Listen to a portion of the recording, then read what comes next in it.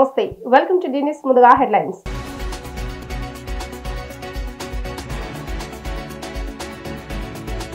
London పర్యటనలో బిజీగా గడుపుతున్న CM Chandrababu Naidu వివిధ పారిశ్రామిక దిగ్గజాలతో భేటీ.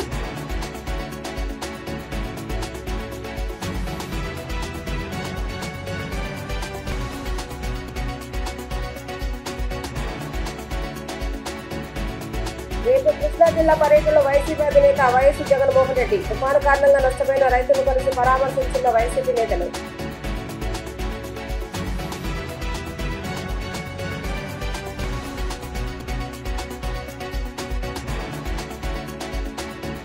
పాత ప్రభుత్వ హాస్పిటల్లో మినరల్ వాటర్ ప్లాంట్ ను ప్రారంభించిన ఎమ్మెల్యే బోండా ఉమ. హాస్పిటల్ రోగులకు పరిశుభ్రమైన నీరు అందించాలని ఏర్పాటు చేసినట్లుగా వెల్లడి.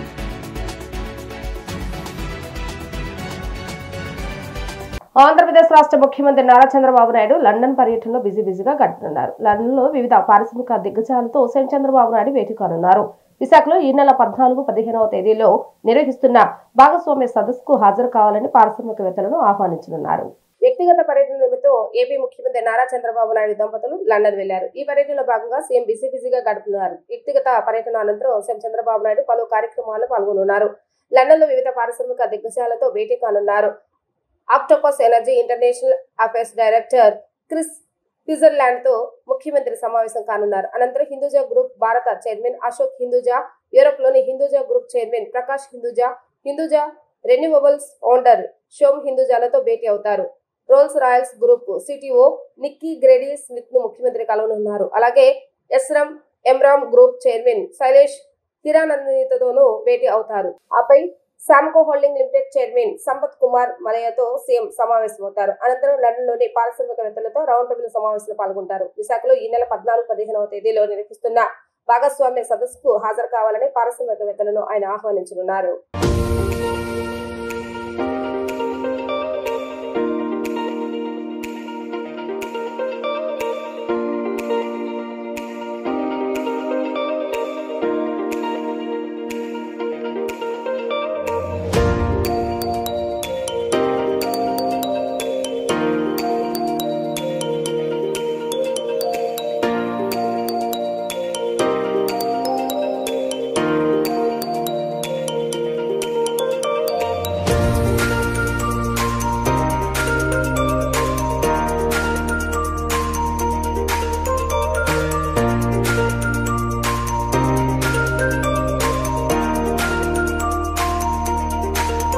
వైఎస్ఆర్సీపీ అధ్యక్షులు మాజీ సీఎం వైఎస్ జగన్మోహన్ రెడ్డి ఈ నెల 4వ తేదీన కృష్ణా జిల్లాలో పర్యటించనున్నారు. దీనిలో భాగంగా పెడ్నా, మచిలీపట్నం నియోజకవర్గాల్లో వైఎస్ జగన్ పర్యటిస్తారు. మొంతా తుఫాను కారణంగా దెబ్బతిన్న పంటలను వైఎస్ జగన్ పరిశీలించనున్నారు. మొంతా తుఫాను కారణంగా పంటలు నష్టపోయిన రైతులు పరామర్శించనున్నారు. వైఎస్ జగన్ కృష్ణా జిల్లా పర్యటనకు సంబంధించిన పర్యటన వివరాలను వైఎస్ఆర్సీపీ నేతలు తలసీల రఘురాం, పేర్ని నానీలు వెల్లడించారు.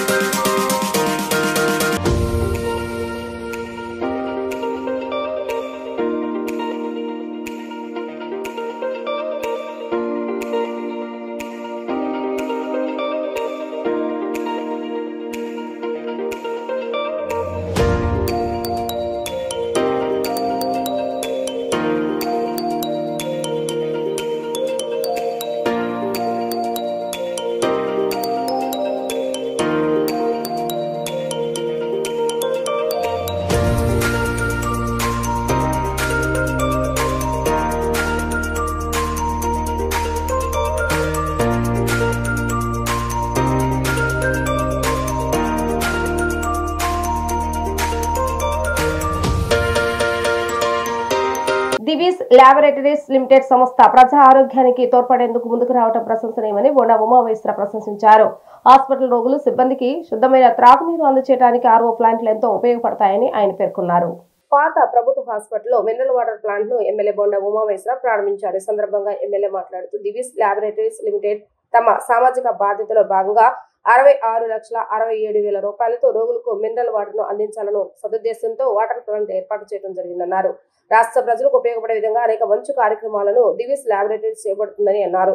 దివిస్ ల్యాబొరేటరీస్ వంటి సంస్థలు సామాజిక బాధ్యతను గుర్తించి ఇటువంటి కార్యక్రమాలు చేపట్టడం సమాజానికి ఎంతో అవసరమని అన్నారు. ఈ కార్యక్రమంలో హాస్పిటల్ సూపరింటెండెంట్ డాక్టర్ ఏ వెంకటేశ్వర, టీడీపీ రాష్ట్ర కార్యదర్శి నవనీత సాంబశివరావు, ఆర్ఎంఓ డాక్టర్ సూర్య మంగాదేవి, దివిస్ ల్యాబొరేటరీస్ లిమిటెడ్ సిబ్బంది తదితరులు పాల్గొన్నారు.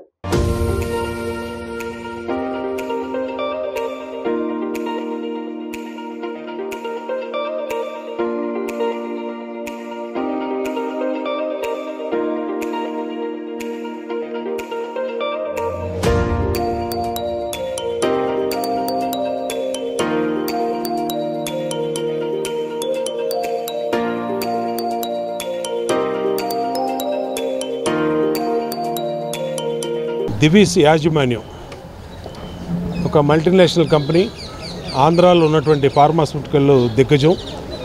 దివిస్ మురళీ గారంటే మరి తెలుగు వాళ్ళందరికీ కూడా సుపరిచితం. ఇండియాలో ప్రముఖ పారిశ్రామికవేత్త. మరి ఆయన వేల కోట్ల టర్నోవర్తో ఉన్నటువంటి ఆ కంపెనీ సిఎస్ఆర్ ఫండ్స్ ద్వారా రాష్ట్రంలో తెలుగు వాళ్ళకి, తెలుగు ప్రజలకి, రాష్ట్ర ప్రజలకి ఉపయోగపడేటట్టుగా అనేకమైనటువంటి మంచి కార్యక్రమాలు వందల కోట్ల రూపాయలతో ప్రతి సంవత్సరం కూడా దివిస్ ల్యాబొరేటరీస్ చేస్తూ ఉంటారు.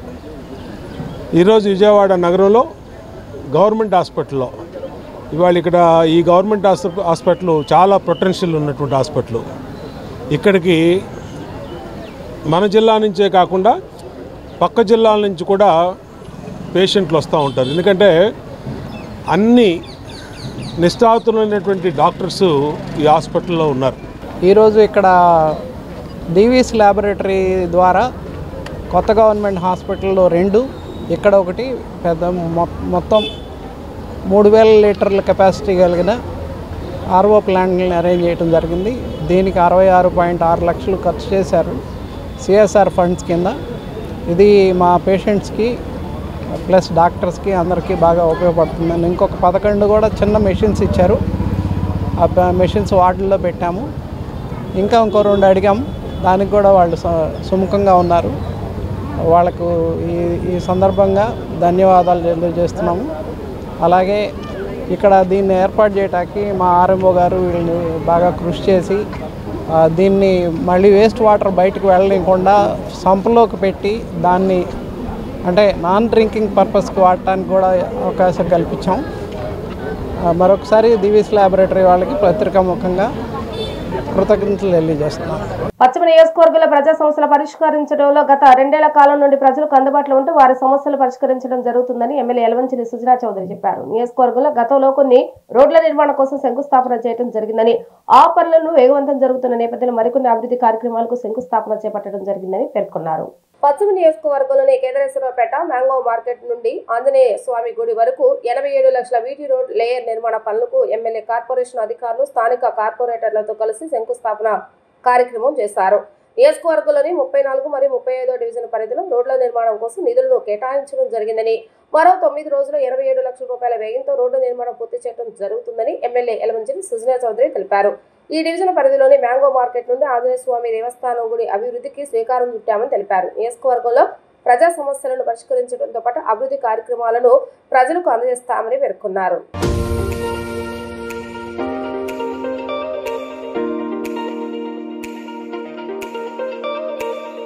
అందరికీ నమస్కారం. ఈరోజు మన పశ్చిమ నియోజకవర్గంలో అనేక రోడ్లు ఆల్రెడీ శంకుస్థాపన చేసి పనులు అవుతూ ఉన్నాయి. ఇది 34, 35 డివిజన్లో మ్యాంగో మార్కెట్ వరకు కూడా రోడ్డు వేయడానికి, అటు ఆంజనేయ స్వామికి టెంపుల్కి అటు ఇటు రోడ్డు వేయడానికి 87 లక్షల రూపాయలతో అప్రూవ్ చేయించాం. ఈ రోడ్డు రాబోయే 90 రోజుల్లో కంప్లీట్ చేస్తామని చెప్పి కాంట్రాక్టర్ గారు కూడా కమిట్ చేశారు. ఇక్కడ ఉన్న ప్రజలు ఇంకేదన్నా సమస్యలు కనుక తీసుకొస్తే మనం అవి కూడా ప్రయత్నం చేసి చేపిద్దాం. ఈరోజు విజయవాడ పశ్చిమ నియోజకవర్గంలో ఎన్నో కాలంగా 34-35 డివిజన్లు రోడ్లు అనేది సరిచేయడం అనేది కార్యాచరణ మీద ఎప్పటి నుంచో ఇక్కడ స్థానిక ప్రజలందరూ కూడా కోరుతూ ఉన్నారు. ఈ నేపథ్యంలో ఈరోజు కూటమి ప్రభుత్వం వచ్చాక సుమారు 85 లక్షలు వాళ్ళ యొక్క బడ్జెట్ కేటాయించి ఈ యొక్క మ్యాంగో మార్కెట్లో వ్యాపారాలు చేసుకుంటున్న వ్యాపారస్తులకి, అలాగే దూర ప్రాంతం నుంచి వచ్చే వాళ్ళ యొక్క కొనుగోలు చేయడానికి వచ్చిన ప్రజలందరూ కూడా ఇక్కడ అసౌకర్యం కలుగుతున్న విధంగా చూసి ఈరోజు స్థానిక శాసనసభ్యులు ఎలవంచల సుజనా చౌదరి గారు ఈరోజు వచ్చి శంకుస్థాపన వేయడం జరుగుతూ ఉంది. మేము ఒకటే చెప్తా ఉన్నాం, అభివృద్ధికి మారుపేరు నారా చంద్రబాబు నాయుడు గారు. అలాగే ఇవాళ పశ్చిమ నియోజకవర్గంలో కూడా అభివృద్ధి రన్నింగ్ అనేది జరుగుతూ ఉందంటే సుజనా చౌదరి గారి యొక్క ప్రోద్బలంతో ఈ యొక్క నియోజకవర్గాన్ని మోడల్ నియోజకవర్గం తీర్చిదిద్దాలనే ఒక లక్ష్యంతో సంకల్పంతో ముందుకెళ్తాం. మేమందరూ కూడా ఈ యొక్క కూటమిని బలపరుస్తూ ఎన్నో ఇంకా సేవా కార్యక్రమాలు చేయాలి, ఇంకా అభివృద్ధి కార్యక్రమాలు చేయాలని మీ అందరికీ ద్వారా తెలియజేసుకుంటా ఉన్నాం. ఈరోజు మా 34వ డివిజన్లో మరి 34-35 అనుసంధానంగా సీకే రెడ్డి రోడ్కి సంబంధించి బీటీ రోడ్డు వేసేటటువంటి ఇదిలో 87 లక్షల రూపాయలు కౌన్సిల్ ద్వారా మరి 2 నెలల క్రితం శాంక్షన్ చేయించుకోవటం జరిగింది. మరి ఈ రోజున దాని శంకుస్థాపన నేపథ్యంలో మరి మా గౌరవ కార్పొరేటర్ గారు మణెమ్మ గారు, అలాగే ఈ నియోజకవర్గ ఎమ్మెల్యే సుజనా చౌదరి గారు కూడా ఇక్కడ గౌరవ అతిథులుగా విచ్చేయటం జరిగింది.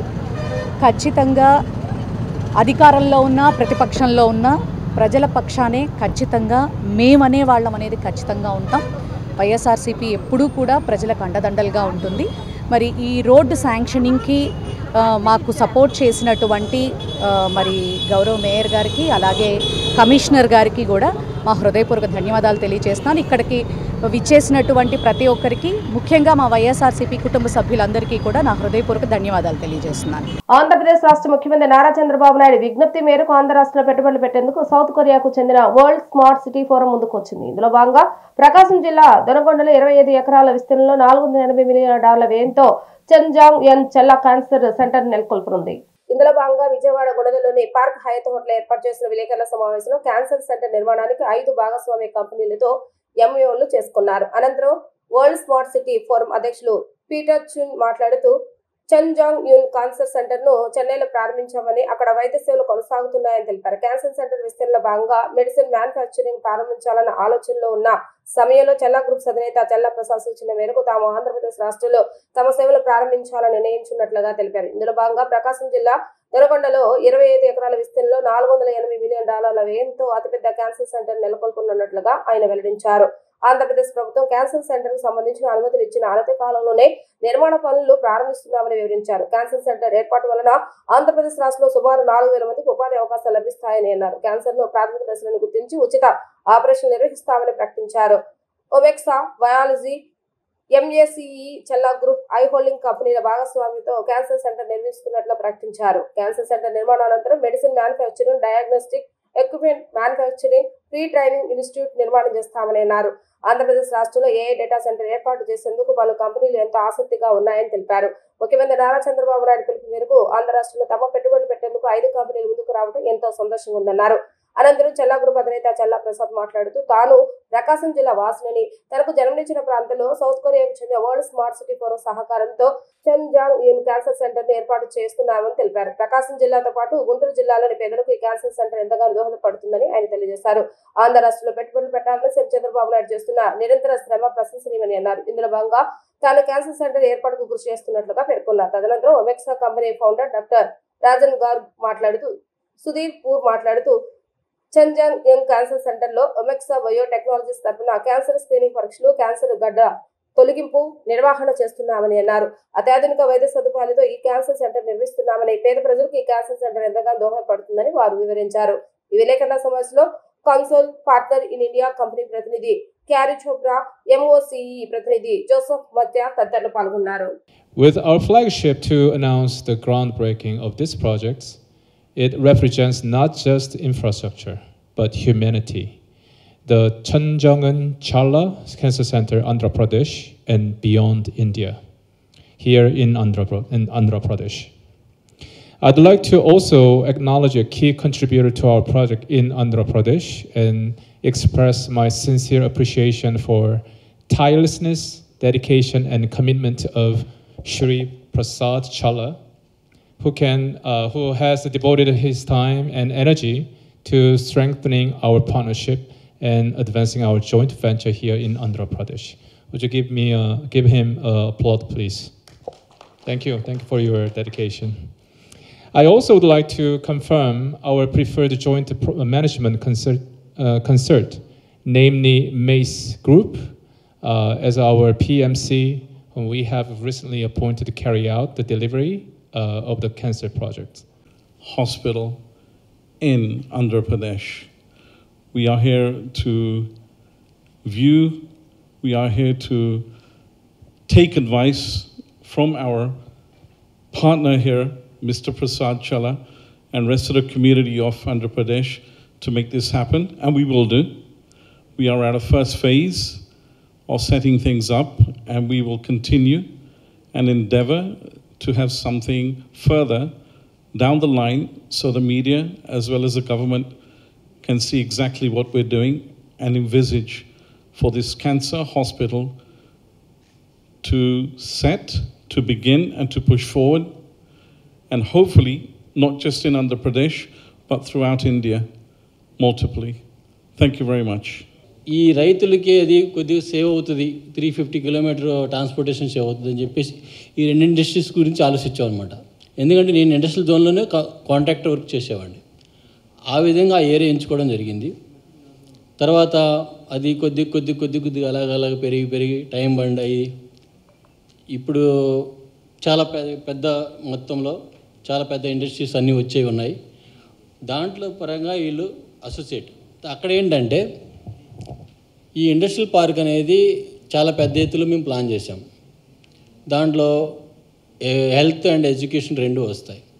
హెల్త్ అండ్ ఎడ్యుకేషన్ రిలేటెడ్లో హెల్త్ గురించి నేను లాస్ట్ 2024 జూన్లో ఒక ఈవెంట్ పెట్టాను. ఏది గవర్నమెంట్ ఇక్కడ గవర్నమెంట్ మారిపోయిన తర్వాత, ఎలక్షన్స్ అయిపోయి గవర్నమెంట్ మారిన తర్వాత ఈ గవర్నమెంట్లో ఇండస్ట్రీస్ వస్తాయని చెప్పి మాకు ఫుల్ కాన్ఫిడెన్స్ ఉండి నేను 29-30 తారీఖు జూన్ అక్కడ ఒక ఈవెంట్ పెట్టామన్నమాట, ఎక్కడ దుబాయ్లో. ఆ ఈవెంట్లో చాలా కంపెనీస్ వచ్చాయి, వాళ్ళందరి దగ్గర మేము మాట్లాడడం జరిగింది. దాంట్లో భాగమే ఇది కూడాను, వీళ్ళు కూడాను. There are two components that we bring basically. First will be early cancer detection. Okay, and that screening test is currently available, and we have brought this technology to India already, and but it's not available in Andhra Pradesh right now. Okay, so our goal is to, and it's an international technology from Germany, and we are planning to bring that to Andhra Pradesh, and we can bring that very quickly over here. And then once we bring that in over here, our goal is to work with the, of course, the state government and also your private insurance systems to how we can make that test very affordable to the public. Karthika మాస మహోత్సవాల సందర్భంగా తాళాయిపాలెంలోని శ్రీ శైవ క్షేత్రంలో ఈ నెల 5వ తేదీ నుంచి 19వ తేదీ వరకు అతిరుద్ర యాగ మహోత్సవాలు వైభవంగా నిర్వహిస్తున్నట్లుగా శివక్షేత్ర పీఠాధిపతి శివస్వామి తెలియజేశారు. ప్రారంభం రోజు గోపూజ, గురు ప్రార్థన, గణపతి పూజ, పుణ్యవాహచనం, అగ్ని ప్రతిష్టాపన, మహాగణపతి హననం నిర్వహించిన అనంతరం రుద్రయాగం శాస్త్రోక్తంగా నిర్వహిస్తున్నామని వెల్లడించారు. ప్రదోష కాలంలో శ్రీ శైవక్షేత్రానికి ఉత్తరవాహినిగా ప్రవహిస్తున్న కృష్ణంకు కోటిఫల తీర్థం ఘాటులో హారతి సేవ జరుగుతుందని, అలాగే శ్రీ శ్రీ రాజరాజేశ్వరి దేవి సమేత శ్రీ కోటిలింగేశ్వర స్వామి వార్ల దివ్య కళ్యాణ మహోత్సవం అంగరంగ వైభవంగా జరగనుందని, ఈ కార్యక్రమాల్లో భక్తులు పెద్ద ఎత్తున పాల్గొని జయప్రదం చేయాలని కోరారు. తాళాయిపాలెంలో శ్రీ శైవక్షేత్రం నందు నవక్షత్ర పీఠాధిపతి శివస్వామి విలేకరుల సమావేశాన్ని నిర్వహించారు. సమావేశంలో కార్తీక మాస మహోత్సవాల సందర్భంగా నిర్వహించే అతిరుద్ర యాగ మహోత్సవ వివరాలను వెల్లడించారు. ఈ సందర్భంగా శివస్వామి మాట్లాడుతూ ఈ నెల 5వ తేదీ నుంచి 19వ తేదీ వరకు ఈ కార్యక్రమం జరుగుతుందని, ప్రతిరోజు గురు ప్రార్థన, మహాన్యాసపూర్వక ఏకాదశ రుద్రాభిషేకం, రుద్రయాగం వైభవంగా జరుగుతాయని వెల్లడించారు. ఈ సేవలతో పాటు శ్రీ శ్రీ రాజరాజేశ్వరి దేవి సమేత శ్రీ కోటి లింగేశ్వర స్వామి వారి శాంతి కళ్యాణం, పూజల సేవ, అష్టోత్తర బాణ లింగార్చన, స్ఫటిక మహాలింగార్చన కార్యక్రమాలు జరుగుతాయని తెలిపారు. ప్రతిరోజు నది హారతి ఎంతో వైభవంగా జరుగుతుందని తెలియజేశారు. యాగ బ్రహ్మ కోడుగంటి సోమశేఖర శర్మ ఆధ్వర్యంలో వేదోక్తంగా శైవమ రీతిలో ఈ కార్యక్రమాలు జరుగుతాయని వివరించారు. ప్రతిరోజు నిత్యదాన కార్యక్రమం ఉంటుందని, 19వ తేదీ మహామంగళ పూర్ణాహుతి కార్యక్రమంతో ఉత్సవాలు ముగుస్తాయని వివరించారు. 14 రోజుల పాటు జరిగే ఈ విశేష కార్యక్రమాల్లో భక్తులు పెద్ద ఎత్తున తరలివచ్చి స్వామివారి కృపా కటాక్షాలకు పాత్రలు కావాలని పిలుపునిచ్చారు. మనకు లభించిన మాసాలలో అతి పవిత్రమైన మాసము కార్తీక మాసము. కార్తీక మాసము హరిహరులిద్దరికి కూడా ప్రీతికరమైన మాసము. కార్తీక మాసంలో చేసిన ఏ పూజా కార్యక్రమమైనా సరే విశేషమైన ఫలితాన్ని ఇస్తుందని చెప్పేసి మనకు తెలియవస్తుంది. కార్తీక మాసంలో జరిగే అర్చన, అభిషేక, హోమ, యజ్ఞ, యాగాది క్రతువులు శ్రేయోదాయకంగా, శుభదాయకంగా, ఆనందదాయకంగా సంకల్పాన్ని సిద్ధింపజేస్తాయని చెప్పేసి మనకి అనాది కాలం నుంచి కూడా మనకు తెలియవస్తుంది. అటువంటి కార్తీక మాసంలో ఒకసారి పరమేశ్వరుడికి అభిషేకం చేస్తే రుద్రాభిషేకం అని మనం చెప్పుకుంటాం.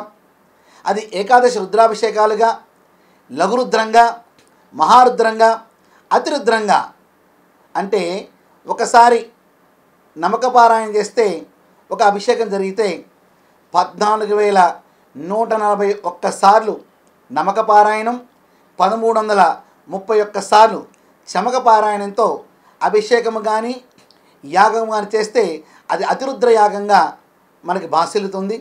అటువంటి మహత్తరమైన కార్యక్రమాన్ని ఈ కార్తీక మాసంలో కార్తీక పౌర్ణమి రోజున నవంబర్ 5వ తారీఖు నుంచి నవంబర్ 19వ తారీఖు వరకు, అంటే మహాశివరాత్రి మహాపూర్ణావతి కార్యక్రమంతో ఈ కార్యక్రమం ముగుస్తుంది. ఈ అతిరుద్ర యాగాన్ని అత్యంత వైభవపేతంగా ఏర్పాటు చేయడం జరుగుతుంది.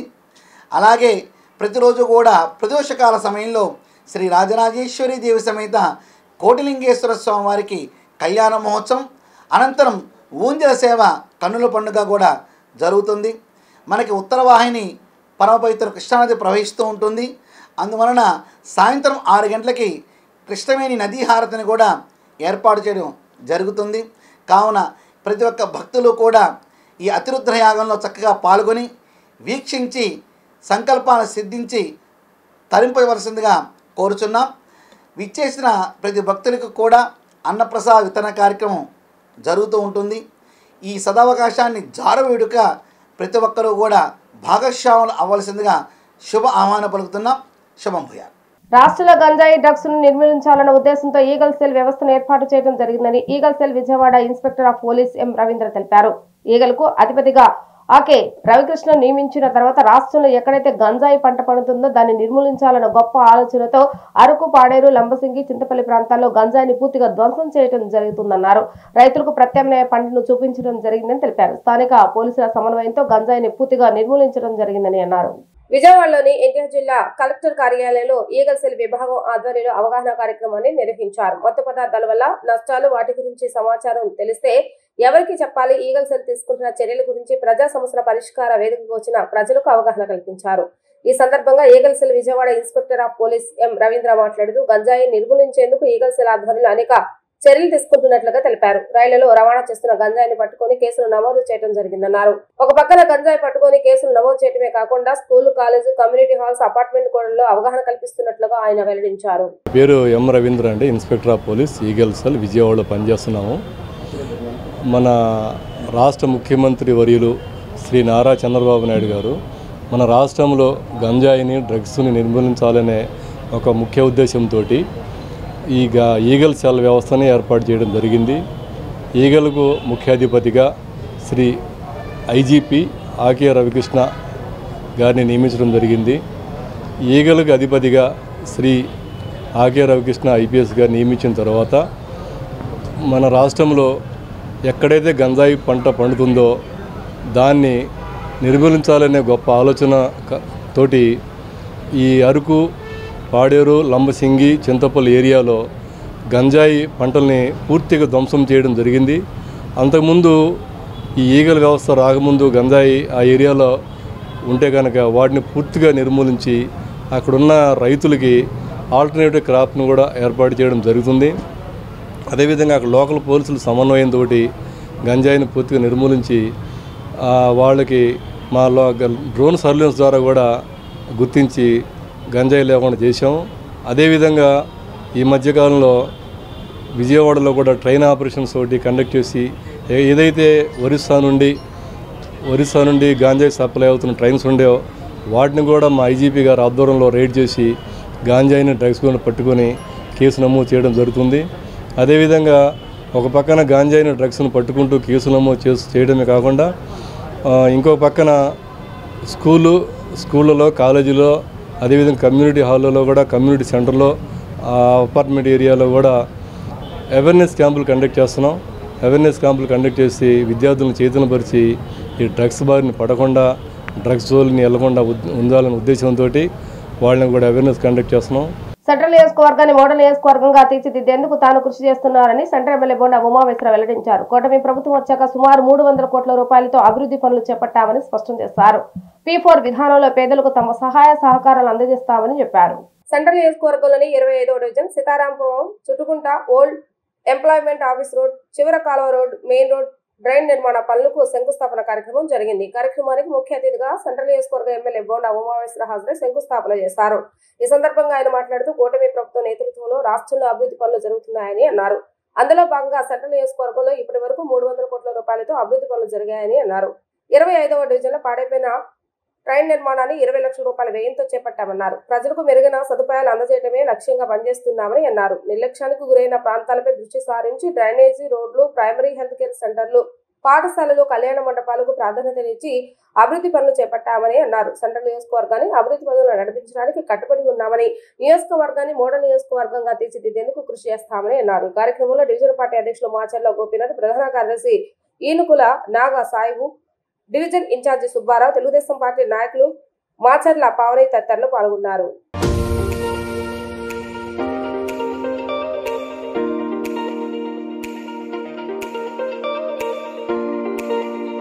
సెంట్రల్ నియోజకవర్గంలో నేను శాసనసభ్యుడు అయినాక నిరంతరం కూడా అభివృద్ధి పనులు జరుగుతూ ఉన్నాయి. ఈ 17 నెలల్లో దాదాపు 300 కోట్లు పైబడి అభివృద్ధి కార్యక్రమాలు శంకుస్థాపన చేయటం, పూర్తి చేయటం నిరంతరం కూడా జరుగుతూ ఉన్నాయి.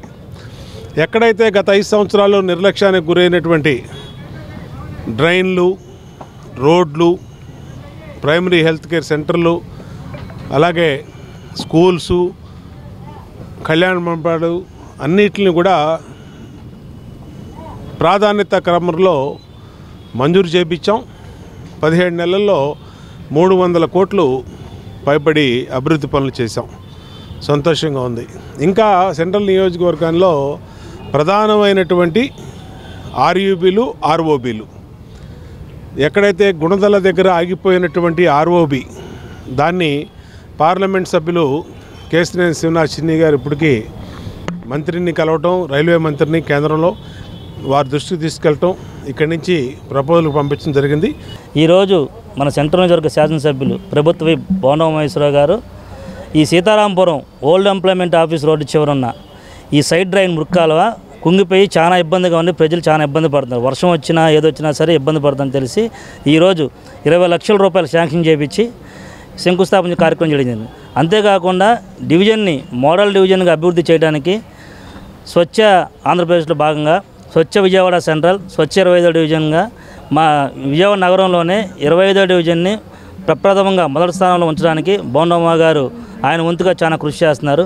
అంతేకాదు గతంలో లాల్ బహదూర్ శాస్త్రి వీధి 20 లక్షల రూపాయలతో బీట్ రోడ్ వేయడం జరిగింది. ఈ మన old employment office road, water line కానీ, మన సీసీ రోడ్డు కానీ ఏదైనా కానీ 30 లక్షల రూపాయలు శాంక్షన్ చేయడం జరిగింది. పశ్చిమ నియోజకవర్గంలోని ప్రభుత్వ పాఠశాలలు, కళాశాలలు చదువుతున్న విద్యార్థులకు నాణ్యమైన విద్యను అందజేయడంతో పాటు వారికి అవసరమైన మౌలిక వసతులు కల్పించేందుకు తాము ఎప్పుడు ముందుంటామని నియోజకవర్గ శాసనసభ్యులు యలమంచిలి సుజనా చౌదరి తెలిపారు. సుజనా ఫౌండేషన్, BGL సహకారంతో ఉర్దూ కళాశాల చదువుతున్న విద్యార్థులకు నాణ్యమైన సైన్స్ ల్యాబ్స్ ను అందుబాటులోకి తీసుకురావడం జరిగిందని పేర్కొన్నారు. పశ్చిమ నియోజకవర్గంలోని కవేల సెంటర్ పరిధిలో ఉన్న ఉర్దూ జూనియర్ కళాశాలలో సుజనా ఫౌండేషన్, BGL సంయుక్త సహకారంతో ఏర్పాటు చేసిన సైన్స్ ల్యాబ్ ను ఎమ్మెల్యే సుజనా చౌదరి ప్రారంభించారు. ఈ కార్యక్రమానికి స్థానిక కార్పొరేటర్, కూటమి నేతలతో పాటు విద్యాశాఖ అధికారులు పాల్గొన్నారు. ఈ సందర్భంగా ఎమ్మెల్యే సుజనా చౌదరి మాట్లాడుతూ ఉర్దూ కళాశాల పరిస్థితి చాలా అధ్వానంగా ఉందని తన దృష్టికి స్థానిక నాయకులు తీసుకురావడంతో సుజనా ఫౌండేషన్, BGL సహకారంతో ఉర్దూ కళాశాల అభివృద్ధితో పాటు విద్యార్థులకు అవసరమైన సైన్స్ ల్యాబ్ ను కూడా అందుబాటులోకి తీసుకురావడం జరిగిందని తెలిపారు. ప్రభుత్వం వద్ద నిధులు కొరత ఏర్పడటంతో దాతల సహకారంతో విద్యార్థులకు వసతులను అందుబాటులోకి తీసుకురావడం జరిగిందని చెప్పారు.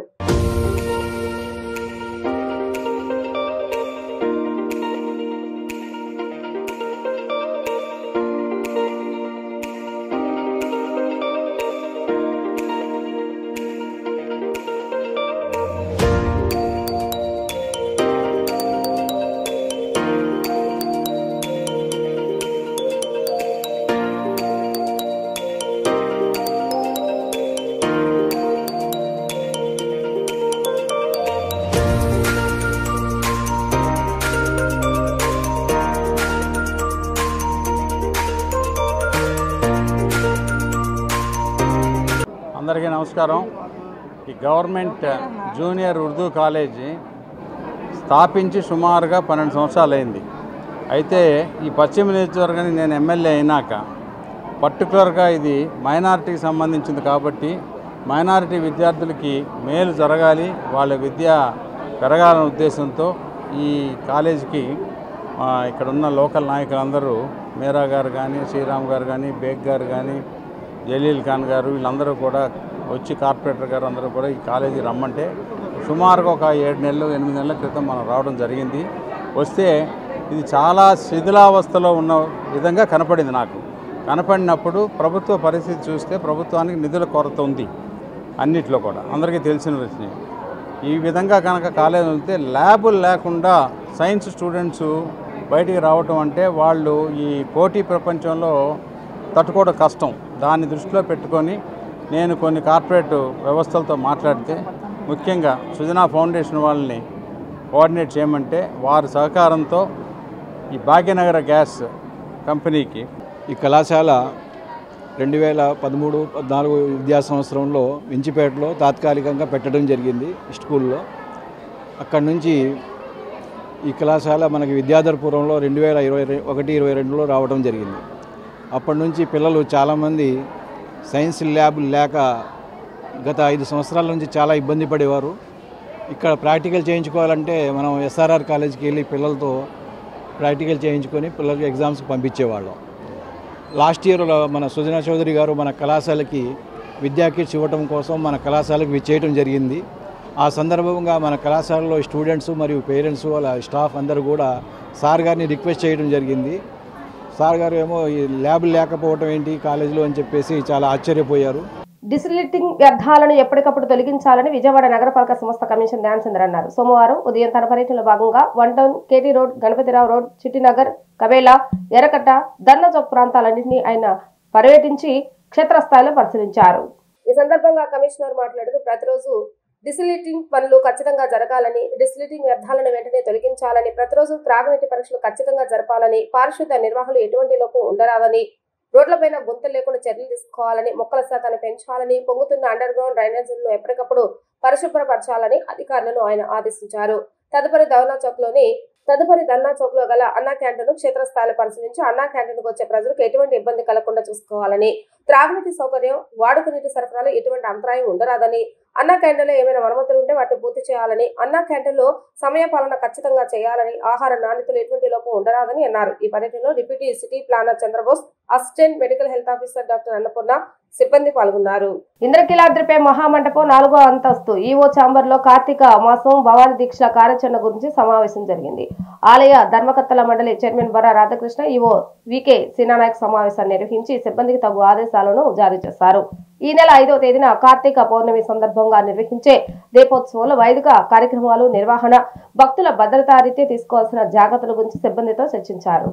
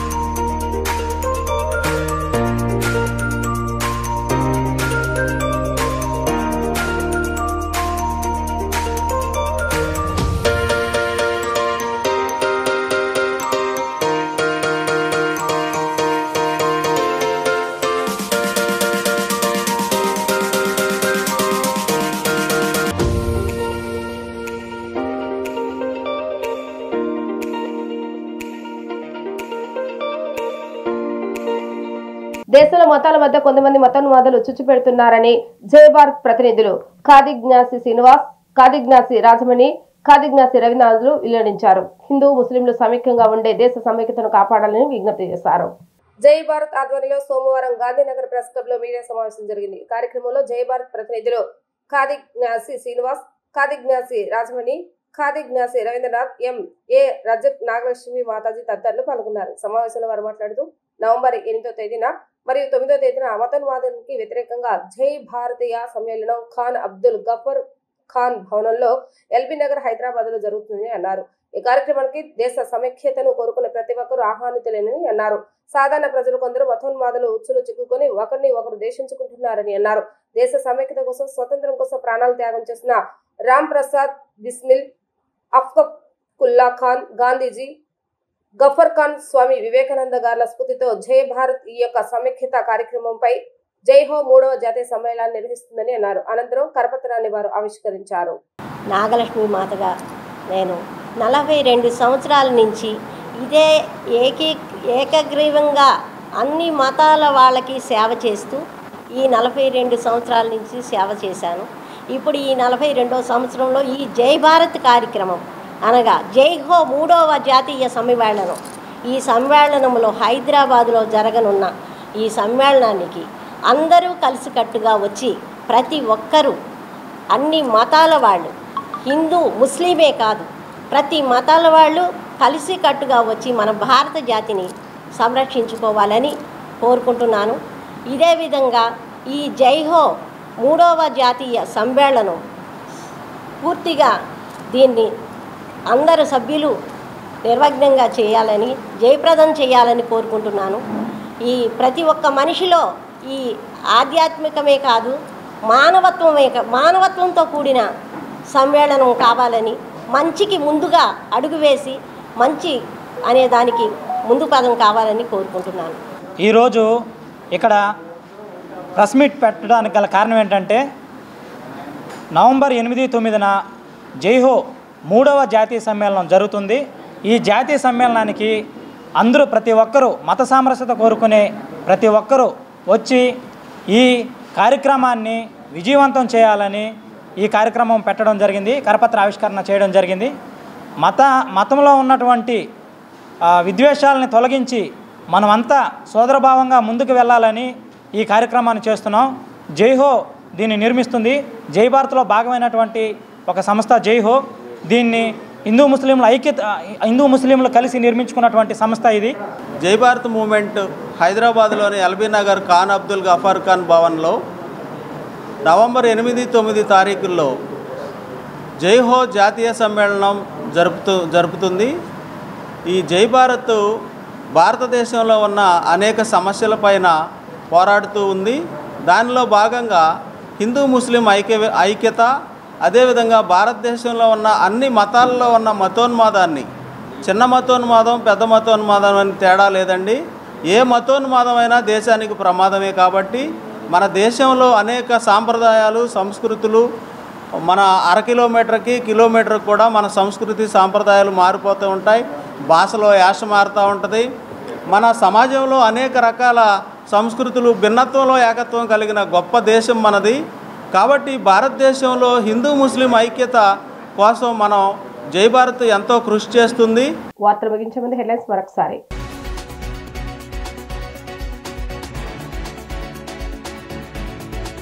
లండన్ పర్యటనలో బిజీగా గడుపుతున్న సీఎం చంద్రబాబు నాయుడు వివిధ పారిశ్రామిక దిగ్గజాలతో భేటీ.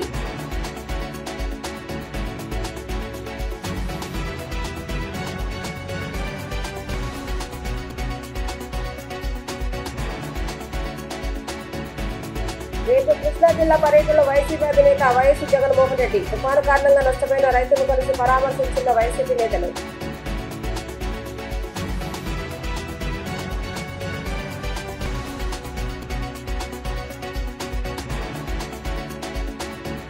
పాత ప్రభుత్వ హాస్పిటల్లో మినరల్ వాటర్ ప్లాంట్ ను ప్రారంభించిన ఎమ్మెల్యే బోండా ఉమ.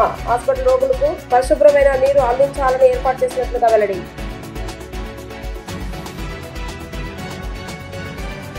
ఇవి రోజు వార్తా విశేషాలు. మరల 3 ప్రసారమైన వార్తల్లో మళ్ళీ కలుద్దాం. అందరికీ సెలవు. నమస్కారం.